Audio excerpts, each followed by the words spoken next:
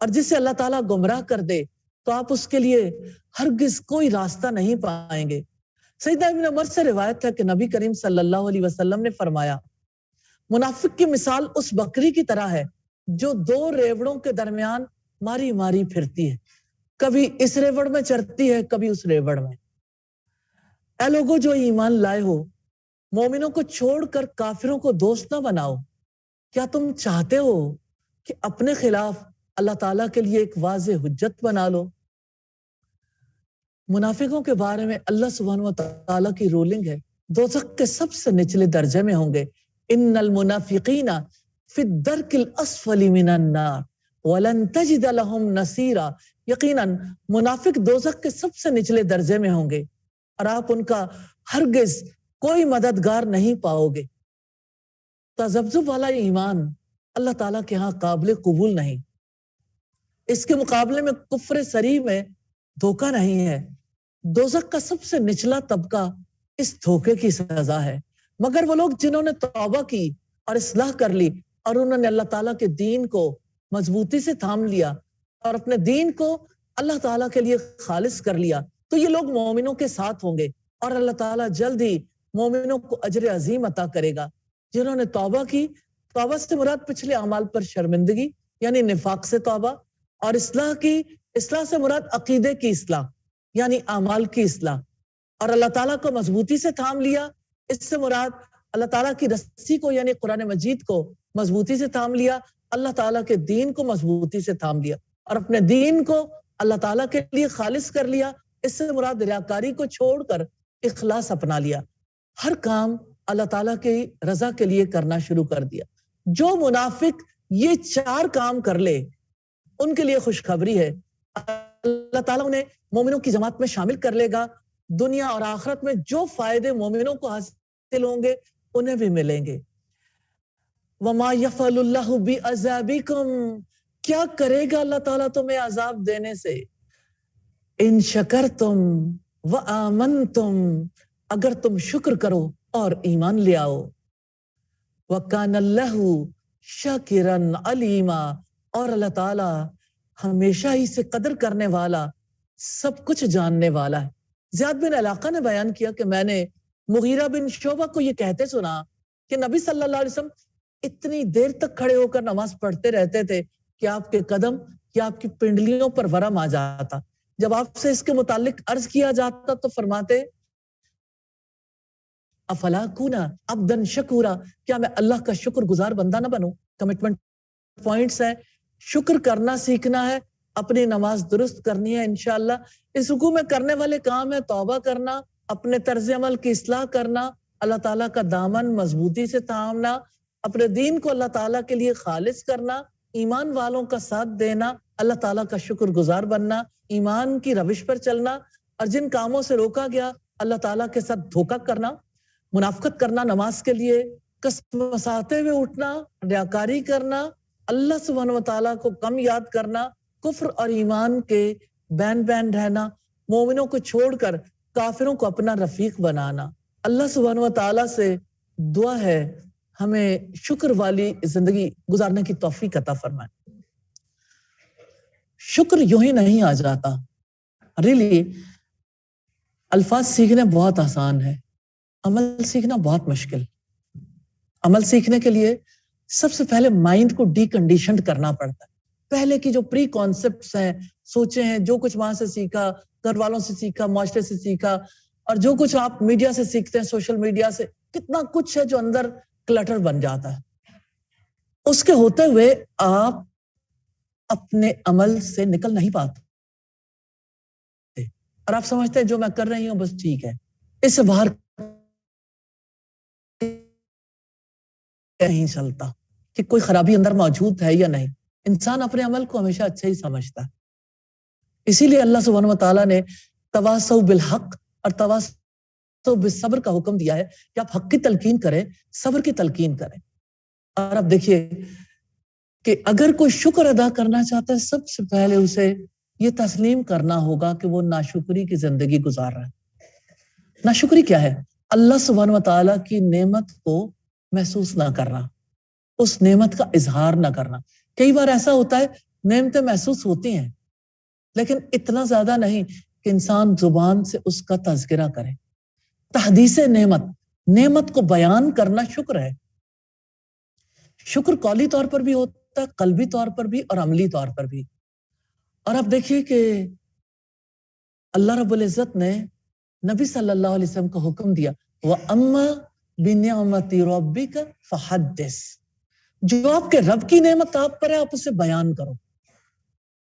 تو اللہ سبحانہ وتعالیٰ نے جتنی نعمتیں دی ہیں ان پر غور کریں، ان کا اظہار کریں، دل سے اس نعمت کو محسوس کریں۔ جب تک انسان کے پاس فرصت نہیں ہوتی، تنہائی نہیں ہوتی، وہ غور نہیں کرتا، اس وقت تک اس کا دل اس کے لیے آمادہ نہیں ہوتا کہ اس پر سوچے کہ اللہ سبحانہ وتعالیٰ کا کرم۔ قارون کی طرح یہ تو سبھی کہہ سکتے ہیں کہ مجھے میرے علم کی وجہ سے یہ مال ملا، یا میرے والدین کی طرف سے ملا، یا مجھے میری محنت کی وجہ سے ملا۔ اسی طرح کا معاملہ مال کے علاوہ دیگر چیزوں کا ہے۔ انسان تو ہر چیز کا انتساب غیر اللہ کی طرف کرتے نہیں تھکتا۔ اب دیکھیے بہت ہی مزے کے پھل آئے ہوں گھر میں اور کوئی پھل چکھنے لگا اور کہے سبحان اللہ کتنا مزے کا آم ہے، کتنے مزے کے اورنجز ہیں۔ اچانک ایک آواز آئے گی، میں نے فلاں جگہ سے خرید، یہ فلاں علاقے کے ہیں۔ بھلا فلاں علاقے کی قدرت ہے کہ اس میں اتنا مزہ پیدا کر سکے؟ وہ اللہ سبحانہ وتعالی ہے جو کسی مٹی میں اتنی قوت دیتا ہے، ایسی خصوصیت پیدا کرتا ہے جس کی وجہ سے مٹی سے وہ رنگ، وہ ذائقے، وہ خوشبوئیں، وہ سب کچھ انسان کو نصیب ہوتا ہے۔ تو انسان کے لیے شکر گزار بننا یہ سب سے زیادہ ضروری عمل ہے۔ شکر گزاری اتنی بڑی چیز ہے، اللہ پاک نے اپنی کتاب کا آغاز شکر گزاری سے کیا۔ بسم اللہ کے بعد پہلی چیز کہ الحمدللہ، الحمدللہ رب العالمین۔ ہم سے جو چیز مطلوب ہے وہ شکر ہے، اور اللہ کا وعدہ ہے لَإِن شَكَرْتُمْ لَأَزِيدَنَّكُمْ، اگر تم شکر ادا کرو گے میں تمہیں اور زیادہ دوں گا۔ آج جمعۃ المبارک ہے، رمضان المبارک کا پہلا جمعہ، اور جمعے کی ایک گھڑی ایسی ہوتی ہے جس میں دعائیں قبول ہوتی ہیں۔ آج اللہ سبحانہ وتعالیٰ سے شکر گزاری ضرور مانگنی ہے، اور اللہ سبحانہ وتعالیٰ سے خشوع و خضوع والی نمازیں مانگنی، وقت کی پابندی والی نمازیں، اس لیے کہ نماز بندے اور رب کے درمیان مضبوط رشتہ ہے۔ اللہ سبحانہ وتعالیٰ سے دعا ہے ہمیں ایسی نمازیں نصیب کر دے جو نمازیں اس کو پسند آ جائیں، جن نمازوں میں ہم اپنے رب کو اپنے سامنے محسوس کر سکیں، یا اپنے رب کی نظروں کو اپنے اوپر محسوس کر سکیں۔ نبی صلی اللہ علیہ وسلم نے فرمایا ان تعبد اللہ کأنک تراہ، تم اللہ کی عبادت ایسے کرو گویا تم اسے دیکھتے ہو، یعنی گویا کہ وہ آپ کے سامنے ہے، آنکھیں دیکھ نہیں سکتے۔ اس نے خود اپنی کتاب میں فرمایا لا تدرکہ الابصار، نگاہیں اس کو پا نہیں سکتی، وہو یدرک الابصار، وہ نگاہوں کو پا لیتا ہے۔ اللہ سبحانہ وتعالیٰ کو ہم دیکھ نہیں سکتے، امیجن کر سکتے ہیں، اس کی صورت نہیں۔ آپ کسی کے وجود کو امیجن کرنا، دیکھنا چاہتے ہیں، چھوٹے سے بچے کو دیکھیے، آپ اسے کہیں جن، سارے کانشیس ہو جائیں گے۔ کہیں کسی بھی جگہ پہ کسی کو کہیں، کوئی بات کہیں کہ یہاں بوم بلاسٹ ہونے والا ہے، آپ پھر دیکھیے کہ رد عمل بدلتا ہے یا نہیں۔ یعنی انسان امیجن کر سکتے ہیں، تصور میں لا سکتے ہیں۔ تو اللہ سبحانہ وتعالیٰ کو اپنے سامنے محسوس کر کے نماز ادا کرنے سے نماز کی کیفیت بدل جاتی ہے۔ آج شکر اور نماز کی بہترین ادائیگی کے لیے دعا کرنی، اپنے لیے، اپنے بچوں کے لیے، اور مجھے بھی اپنی دعا میں یاد رکھیے گا۔ آئیے دعا کر لیتے ہیں۔